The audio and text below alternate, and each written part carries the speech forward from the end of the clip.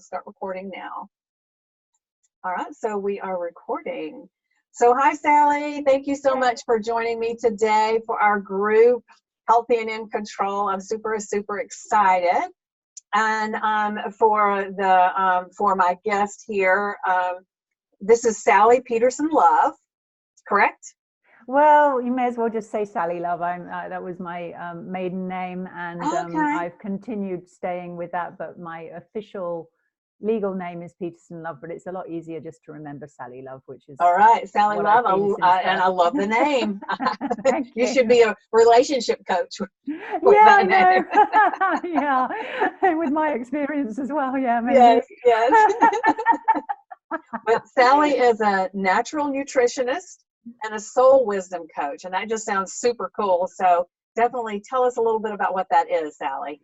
Yeah, sure, Vicky, and it's a pleasure to be here, by the way. Thank you so much for inviting me, and I'm really excited to interact with all of your members here in the group. So please feel free to leave questions after this for me as well. If something I've sparked off gives you a question you want answered, then please do leave your questions for me. So yes, natural nutritionist is my official title. Basically, it means I'm a holistic nutritionist, and I work as naturally as possible with the body. So it's not about just going, okay, you've got this symptom, well, here you are, eat this then. It's about really taking a journey to find out what is at the core of all of these other symptoms, because you can see symptoms are like, you know, the surface level of the you know, the waves in the sea, for example, which can be really tumultuous. But underneath that, you can almost sort of see that there are things that are causing that. And that's really important to get to, because otherwise you can end up floundering around just going, oh, I've got these hot flushes, I've got these aches and pains. Oh, I've heard that this herb is good for aches and pains, and this is good for this, so I'm just going to do this. And find women running around like headless chickens, just sort of like trying this, that, and the other, and seeing that they initially get maybe like, oh yeah, I feel a little bit better, but then there's a sudden dip, and it's not helped, or they just don't make any significant improvement, and it can be really frustrating for a lot of women. And you know, and I know that you teach, you know, you're an expertise in weight loss, Vicky, and as you well know, it's also, you know, about what's going on underneath that. What is actually the core of why you can't shift some stubborn weight? Because otherwise, if you're doing all the superficial stuff, you're never really gonna get your results that you're looking for. So and even if you do, they won't last long. Yeah, absolutely. Yeah. You'll do that, maybe that yo-yo dieting sort of thing, the binging, and then suddenly you're great for a while, and then suddenly, you know, another binge thing happens, and there's no understanding of that, which can be so frustrating. And your hormones and your gut health and various other loads and loads of other things can be affecting that. So unless you actually deal with that core issue, then you're really not going to be able to get that long-lasting and complete health and wellness. So that's basically what I teach with my nutrition. And then the soul wisdom coaching comes in to address other levels of ourselves, because it's vitally important that we look not just physically, but emotionally, mentally, and spiritually as well. So this is why my business is called Soulful Menopause, because it's really about not just your physical health, but it's about all those other things that are influencing it too. And one way I like, you know, analogy, in fact, I just came up with this recently when I was chatting with a client, and I thought, oh, that's a really good analogy. I'm going to keep using that. It's like you can imagine like the physical, emotional, mental, and spiritual are like these cogs of wheels, you know, and they're all interconnected, almost like you could imagine inside a clock or something. And so you start to put the physical right, and it can make some shifts, but then the other ones come up against it, and they can hold that in place and prevent this complete health and well-being, this complete shift. So you need to deal with them all, because otherwise they can also pull the good work that you've done back to square one again. And so all these cogs work together, the physical, emotional, mental, and spiritual, so they can all start working together and start really coming together in a beautiful, cohesive way. So ultimately, that's what I do. And with the Soul Wisdom Coaching, I am a trained life coach. And then I also bring in my many years of expertise in running retreats and spiritual practices. And I'm not going to go into all of my history of that because I've lived about 10 lives in one so far. I think all of us coaches have, you know? Yeah. So, I bring in creative therapies. I love on my retreats helping people work with clay to express themselves and what they want to clear, and emotional writing and meditation and visualization, and many different other practices within it. So that's what I do in a nutshell. Okay, well, perfect. Sounds like a perfect fit for what we're working on this week with menopause. And I'm so glad that I was able to connect with you about this. So I'm super, super stoked about that. But I do have a little quick thing. When I first started going through menopause, I had a hysterectomy way before menopause, but I kept my ovaries. So I was lucky in that way.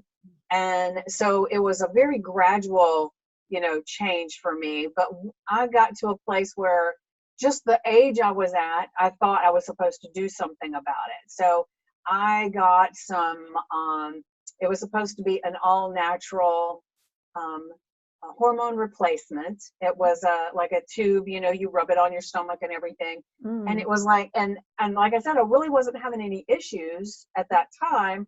And I started doing that, and suddenly I started having these major hot flashes. And I mean, it was crazy. And I thought, well, this is stupid. If I'm not having any issues, I put this on and now I'm having issues. I stopped, and I can say that I've had very few issues with like hot flashes. And I do have them on occasion, or, when you get in the bed in the middle of the night, you wake up and you're sweaty a little bit, and, you have to put your leg out, get cooled off.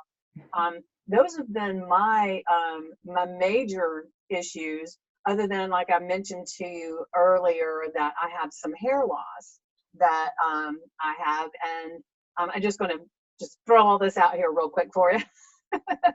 And then, I had really been doing very well with changing my diet, my lifestyle, and everything. And I've noticed just in the past 6 months to a year, and I just turned 60 in September.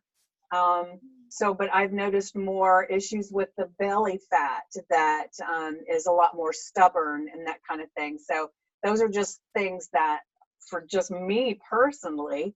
And then I did have a couple of questions, or a question that, other than those, that people had asked me about. Do you want me to go ahead and tell you what those are? Then you can just address them with different things. Yeah, sure. Yes, okay. I'm making a note as you're talking, so, okay. So I make sure I cover everything for you. The main one, and I did have a couple of people that reached out with this, was vaginal dryness and the pain associated with it, as well as the lower libido. Mm-hmm. Yep. Yeah. Okay. So, and I do hear that from a lot of people that, as they getting into the menopause age, that they're just not really that interested in sex. And it's not, and I wonder sometimes if it's not that it's become uncomfortable, which makes them feel less like doing it. I'm not currently married, so I don't have a spouse, so that's not an issue for me. But yeah, so if you could address those, that would be great. Yeah, sure, no problem. You've given me a lot to discuss here, which is great. Okay, good. And you raised some very important points that a lot of women are experiencing. And one thing I want to start off by saying is that women and the medical profession so far have treated menopause as like a disease or something that needs to be controlled, rather than the natural process it is. So, that made me smile when you said, oh, well, I thought I had to do something, so I rubbed this cream on my stomach, which might have been progesterone or something. But, it's that thought that we've got to do something about it. We've got to we've got to shift it. We've got to stop this from happening, or you know, stop the symptoms from coming up. And there's, unfortunately, so far there's been a lot of focus on suppression. So it's like, oh, I have these hot flushes, I have, you know, the vaginal dryness and the pain, and, you know, I just want to get rid of it, and almost forget that I'm even in menopause. And of course we do want to control, you know, we're not, I don't like the word control, but we need to bring your body into a beautiful, harmonious balance as much as we can during menopause. Menopause is in fact a time of chaos. And so I really teach women to be okay with the chaos, which is a really important first step, because what you resist persists. Right. So when you're in a state of that chaos and you get really stressed about everything, with menopause and stress, you're going to make the situation a lot worse. So first of all, it's really important just to relax into it and just, you know, not resist it, so that then you can let go, you can create some softness around it. And it's almost like, you know, getting rid of that dam that the beavers have built in you know, it allows a beautiful, more of a flow to come in, so things can start flowing around your body. You know, when you're in tension and stress, you're like this, aren't you? You know, you're all, you know, and that creates blockages, and it creates a very unharmonious flow of energy through your body. So it's really important, first of all, that you can let go and just be okay with where you are now, and know that menopause isn't a disease. It's not that there's something wrong with you. It's not something that, you know, needs to be, you know, suppressed in any way. Let's embrace it and start seeing it from a different perspective, because your thoughts have a direct impact upon your hormones. And so when you have, if you're having these constant thoughts about, oh, the fear of getting old, and all of these awful things that you feel are happening in your body, and you're not going to be attractive anymore, and you're putting on all this weight, and you just look at yourself in the mirror and you're telling yourself how awful you are, all those awful thought patterns that go through our brains, and then we feel them emotionally, and that is very powerful for instigating change in the body. If you have a thought and then you follow it up with an emotion, that is massive transformation. That is power. And unfortunately, if you're looking in the mirror and doing that, you are creating a very positive affirmation for yourself that is who you are. And so you start just seeing that. Right. You know, you can't then see the wood for the trees, so to speak. You know, you just have this tunnel vision, and you can't really see the reality which is outside of that. You're saying something that isn't real at all. It's just these old stories, these old patterns, these old belief systems that you've set up for yourself, and you just see it like this. And so it's wonderful if you can just take those blinkers off and then actually start seeing the truth of where you are. So, you know, that's what I teach with Soulful Menopause.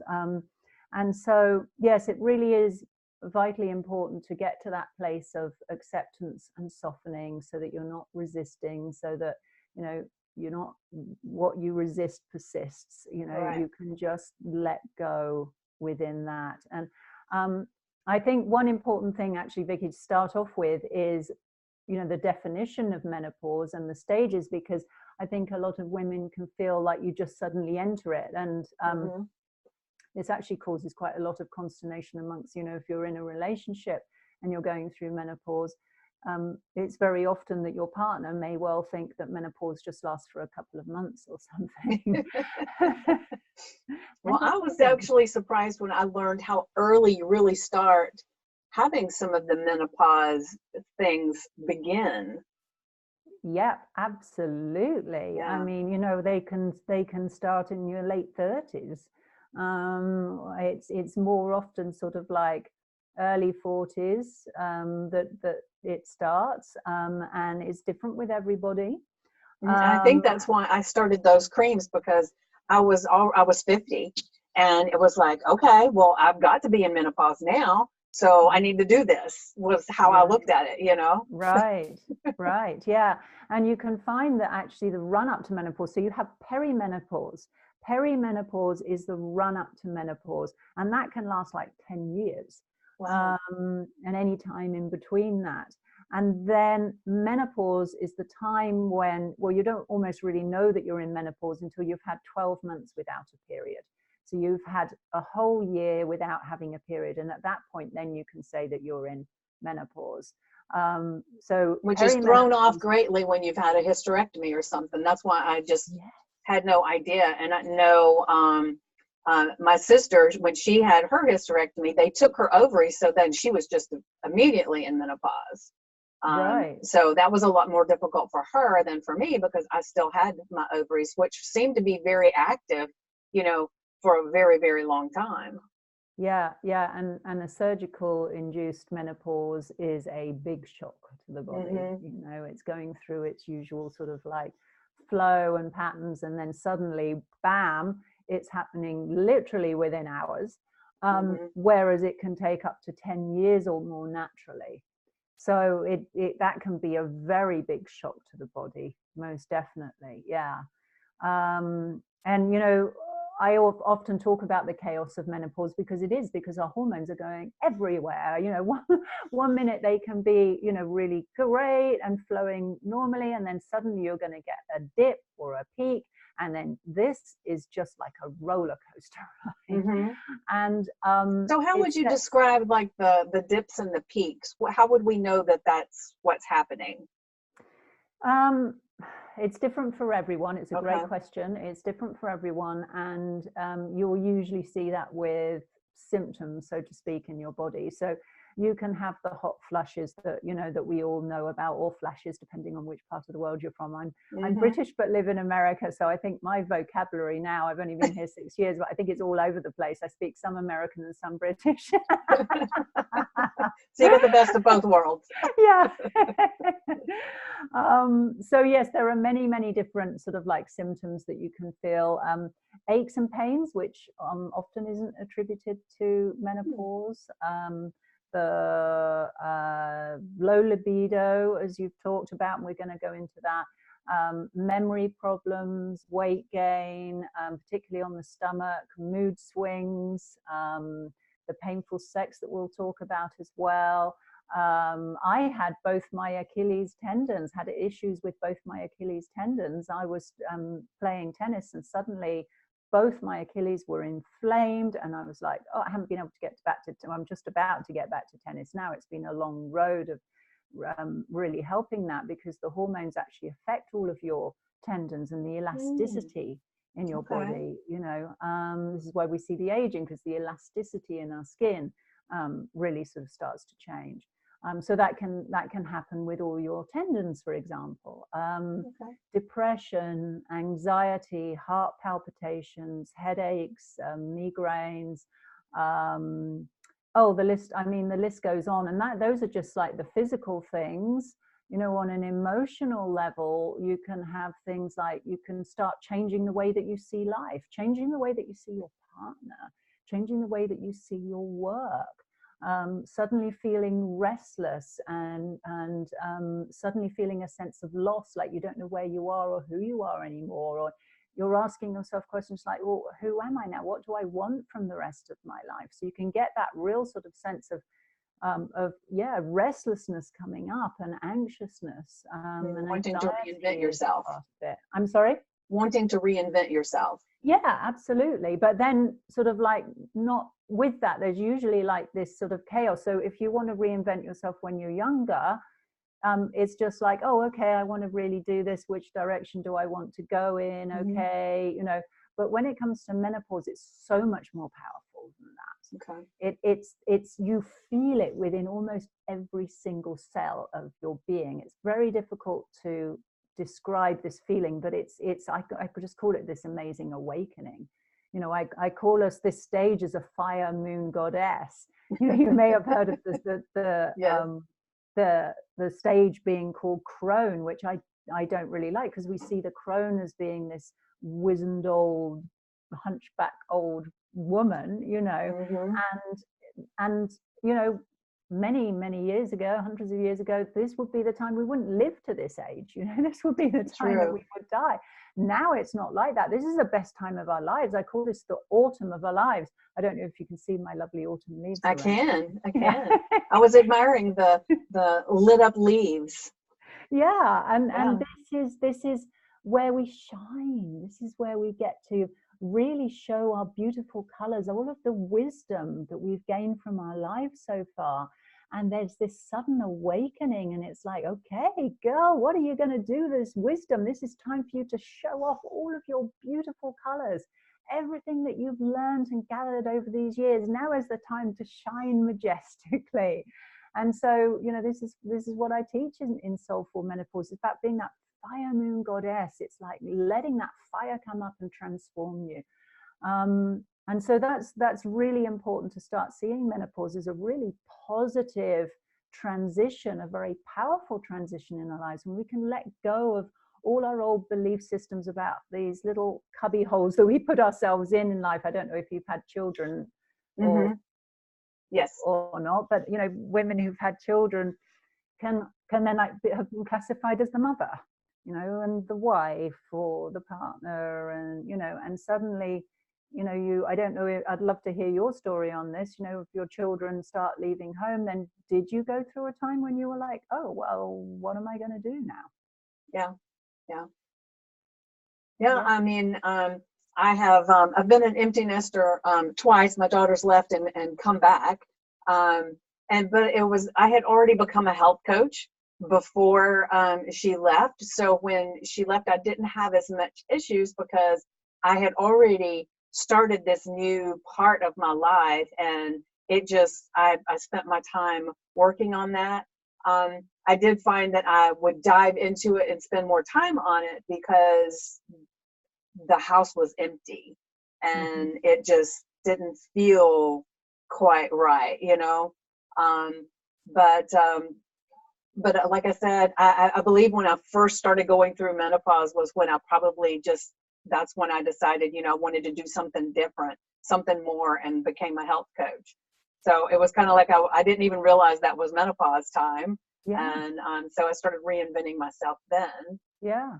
And our hormones affect how we think and how we feel and how we show up in the world. And you know, if you think about it, when we're menstruating, normally we're in our childbearing years, we have this natural flow of hormones that peak and rise at different times, and they affect us. So for example, as you've just finished your period, you suddenly start, during these phases towards ovulation, you start getting this sense of more outward motivation. You want to move outwards a lot more. You want to maybe start taking a few more risks, push yourself out of your comfort zone a little bit. You start feeling great. Your energy levels start increasing.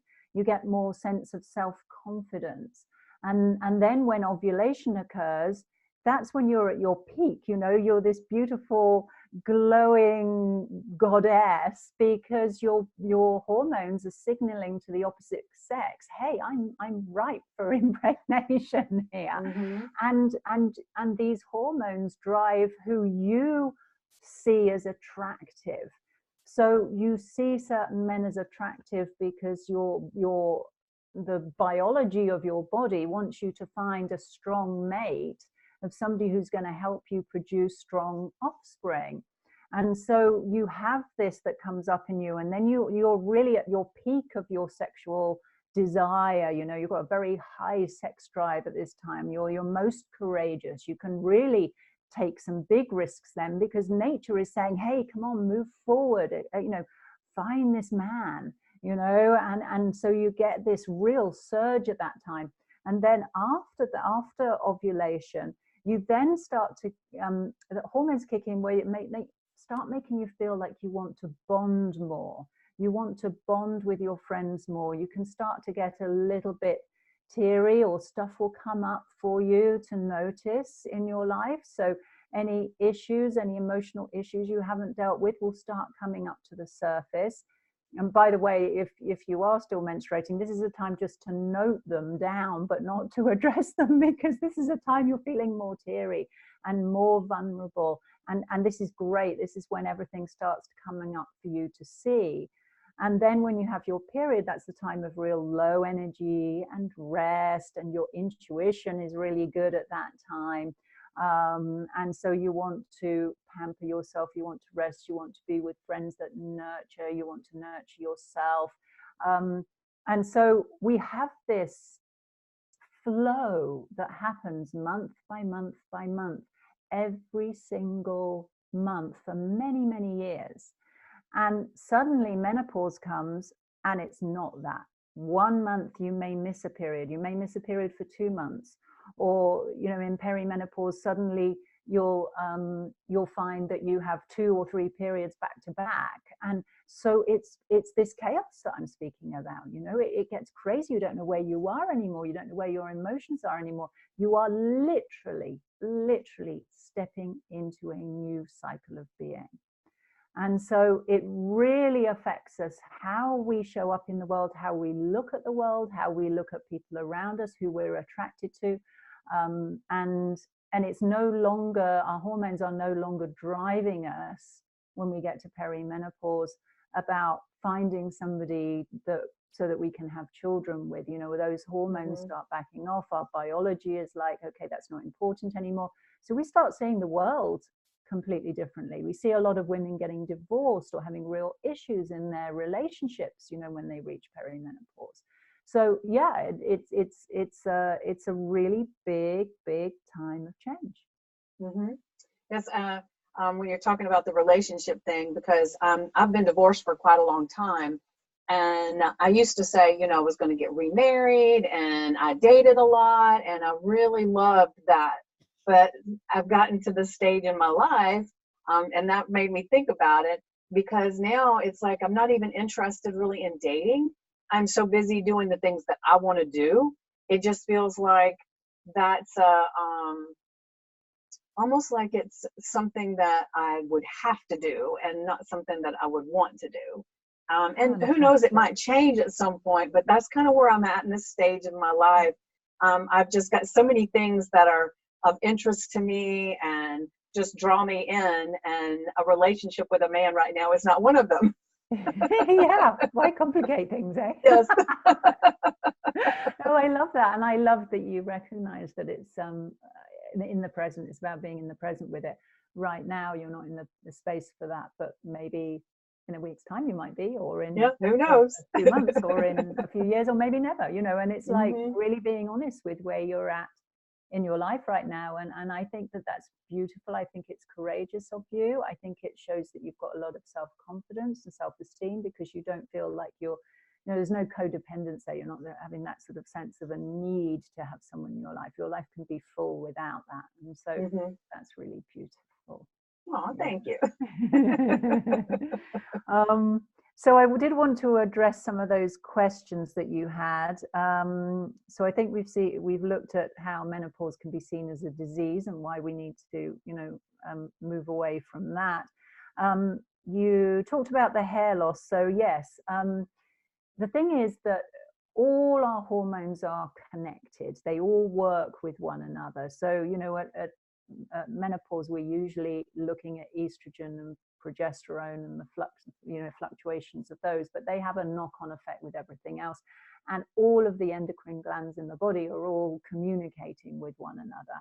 And so this is where you can find that the thyroid, which actually affects, weight as well as hair issues, that's where you can start to see hair losses. If maybe you've got a little bit, it could be a signal.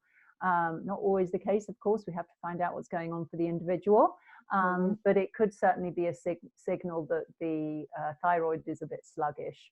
And so is there anything diet-wise that someone can do to help with that?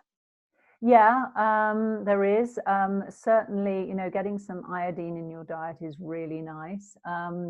And I certainly wouldn't recommend taking it as a supplement. That's, you know, you need to be very, very careful with that. But certainly you can include things like seaweed in your diet, which is great. If people eat fish, then fish will contain it. I'm actually a vegan myself, but I do sort of say that you need I'm to vegan as well. Oh, okay, wonderful. Yeah. But I'm very, you know, being a nutritionist, I am about, and the holistic one, of course, is about what's right for the individual. So for some people, it may well be that they want to eat meat, or that they, for some reason, their constitution needs it in some way, or it supports them. Sorry, I'm trying to plug up my laptop. It's about to. Oh dear. Okay, no problem. I'll just keep talking about this. Okay, I think I got it. I all of a sudden got an alert. I was like, okay. Oh, sorry. Yes. Yeah, I'm glad you sorted that out. Okay. Where was I? I've just lost where I was, but anyway, I apologize. It's no problem. It really, you know, all our hormones are connected with one another, and so the thyroid then can have an issue. Oh yes, we were talking about fish and meat, so if that's right for somebody, then that's fine. I do say that with fish, you need to be a little bit careful, because most of the time now, unfortunately, which is really sad, our oceans are full of toxic chemicals. And so you can be actually ingesting quite a lot of PCBs, for example, and hormone disruptors. So, you know, if you're having, you know, GMO foods or non-organic foods, or fish in some way, seafood and things like that, you can be actually ingesting hormones within that, or hormonal disruptors is what the best way of saying it. So what are the iodine-rich foods that you could suggest? So yeah, so you can have fish, but seaweed is great. So seaweed is really lovely. I really love that. And actually, you know, there's I'm trying to think of the name of the company. I think it's called Maine Coast, M-A-L, you know, as in the place. They have really good seaweed, which you can even get in like a little shaker bottle, which is like tiny little flakes.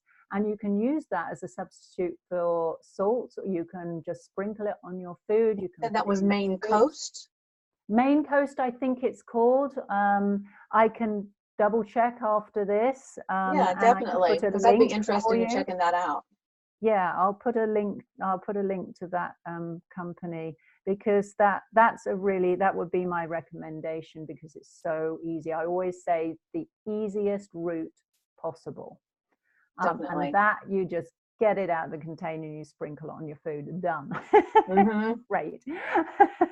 You know, so yes, that could potentially help people. I would say though, if you do have like overactive or underactive thyroid condition, if you are taking medication, please check with your doctor before you start doing something like that, because it could affect the drugs that you're taking or your illness in some way. So please do check with your doctor on that first. But that could certainly be an indication of hair loss there. Okay. Yeah.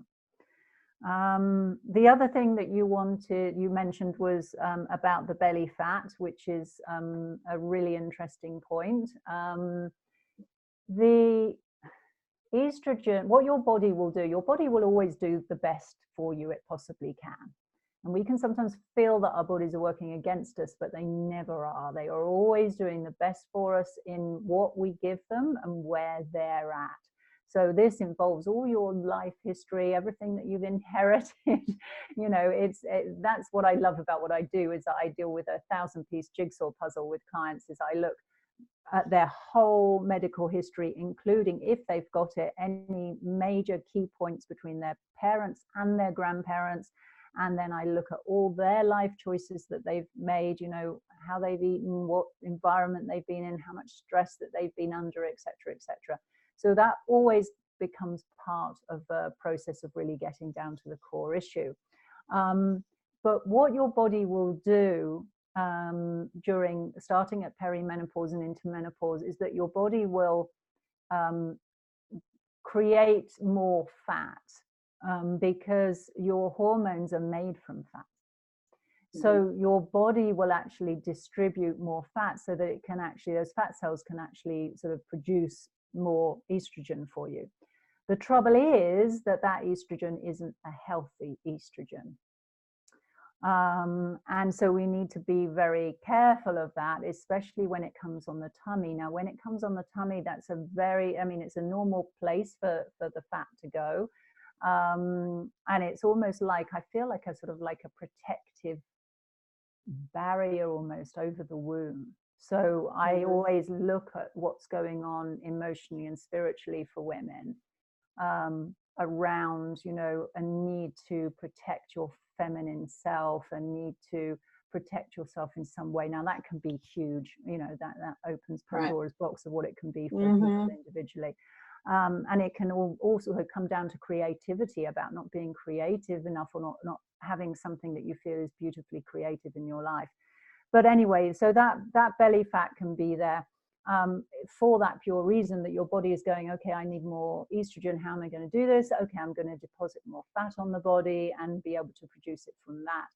The other thing to take into account is stress. So, stress, and then we're talking about the hormone cortisol, which is involved in your stress response in your body. That's where you can find the weight going on your tummy as well.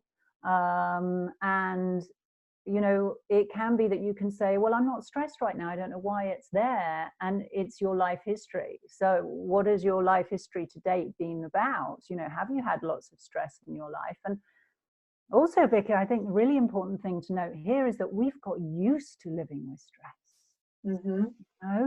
Yes. We don't realize how much stress we've got. I have clients that see me and they go, oh no, I'm not stressed at all.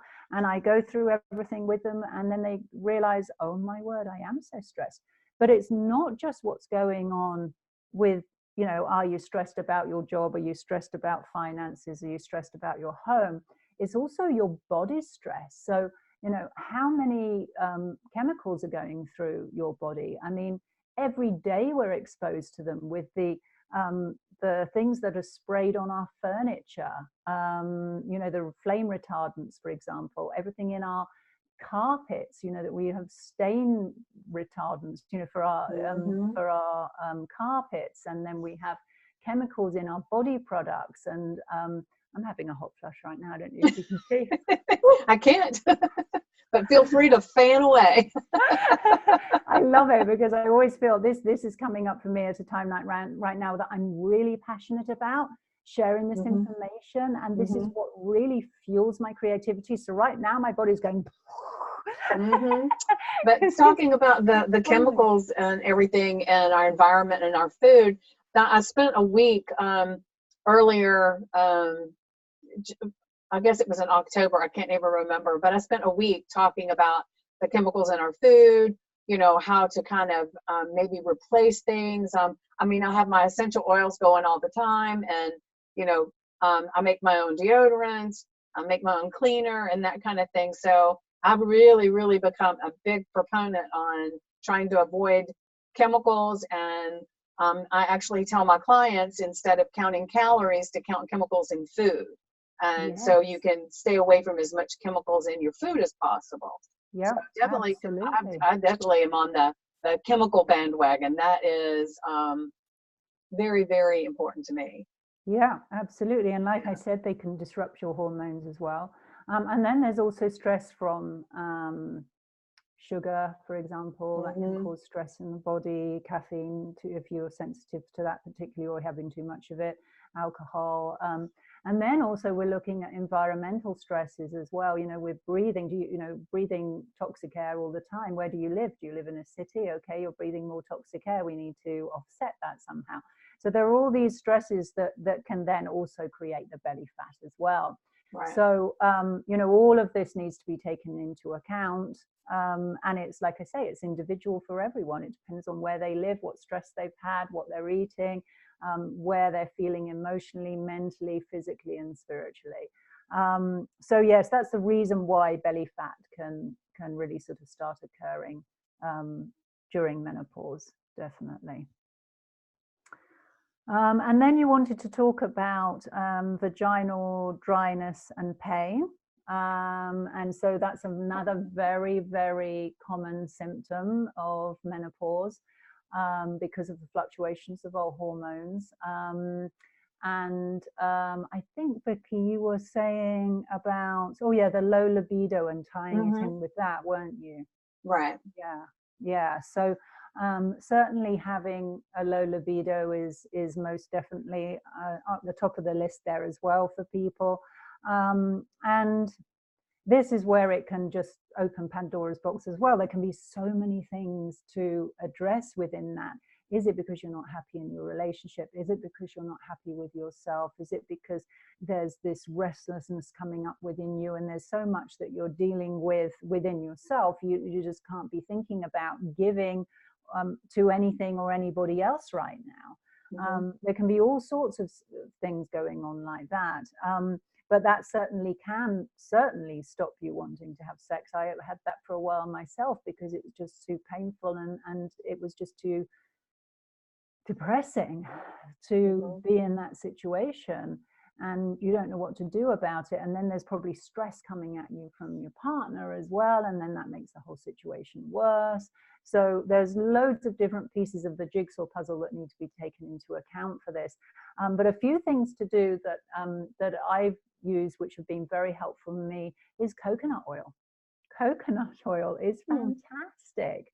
Really? To use that, it's really lovely. You just need a little bit of it, and just before you're going to have sex, you can just use it on the outside of your vagina. You can also use it if you're in a relationship with another man. You can use it to massage him with using the coconut oil as well, and then that really helps to lubricate things and make things a lot easier.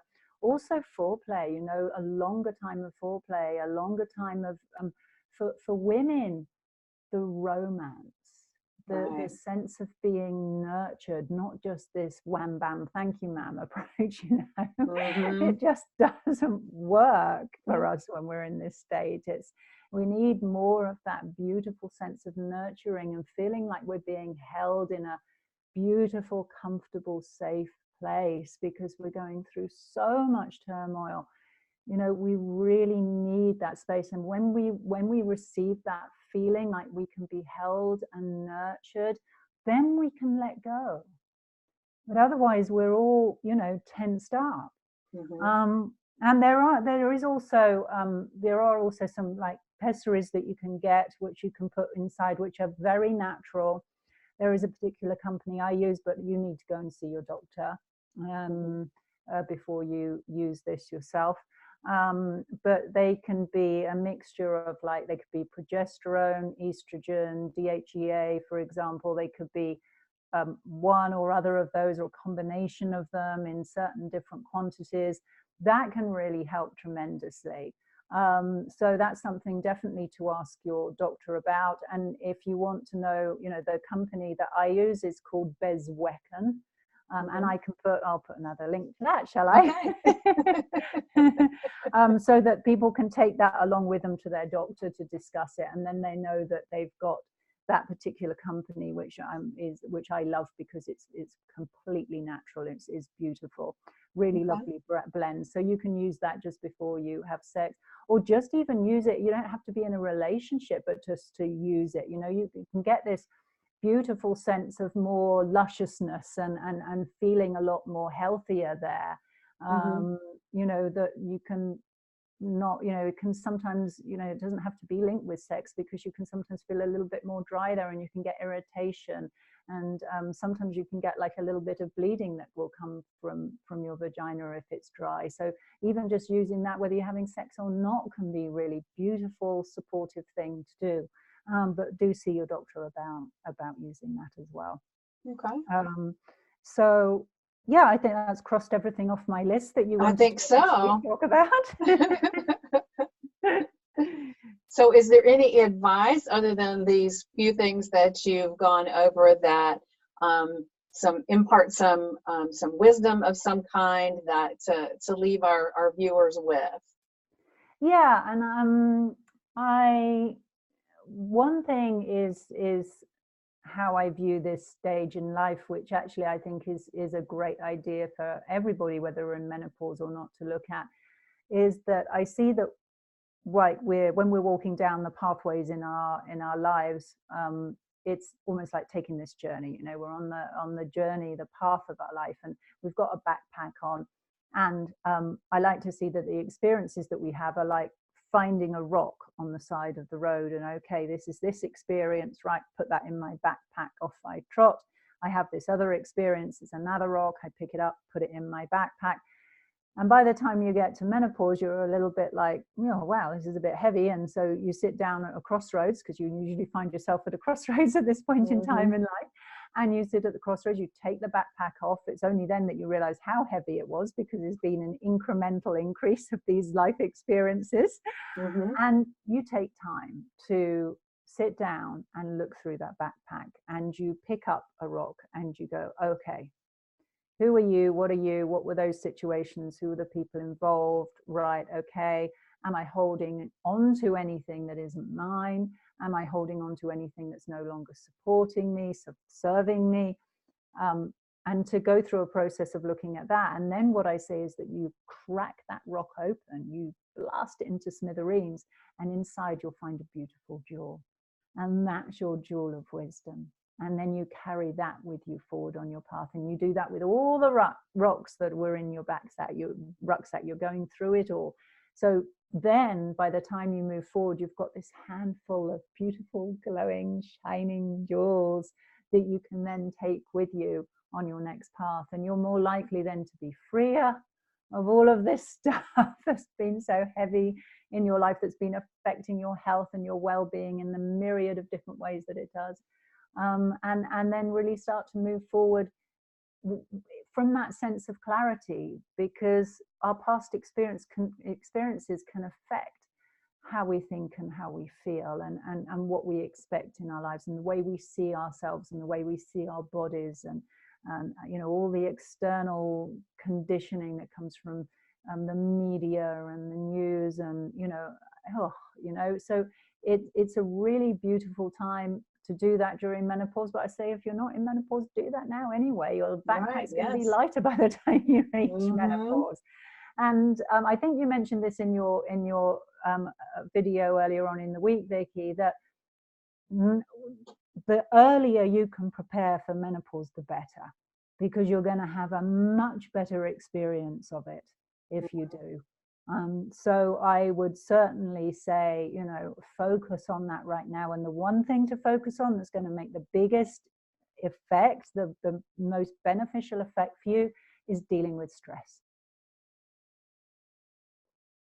Well, thank you. This has been super. I've gotten a lot of great information. So I really, really hope that everybody has gotten that surge of something to do now. And if they have any questions, like menopause, I worked on it for the week, but it is definitely not my expertise, other than the fact, like I said earlier, that I'm going through it. But so they're welcome to reach out to you, and you can put your information in the comments as well, so that if they feel like they need something more than what I can give them on the subject, then they can definitely reach out to you for further work. Yes, thank you, Vicky. And I do have a podcast as well, just called Soulful Menopause Podcast. It's available on all platforms, which loads of free info on there that people can get to. Fabulous, fabulous. So I want to thank all of my my super participants in the group for being here and watching this. And definitely, if you have any questions for either myself or Sally, definitely put it in the comments, and then we will definitely, one of us or both of us, will get back with whatever your needs are. So I'm looking forward to seeing what everybody thinks. And if nothing else, just give us a thumbs up that this was definitely something that was beneficial to you, because I really want to know that what we're doing is definitely landing the way we're wanting it to land. Yep, so wonderful. Thank you, Sally, for being here, and I'm super happy to know you now. Yes, likewise, Vicky. Thank you so much, and lots of love to everybody who's watching. Thank you. And I'm going to stop the recording now.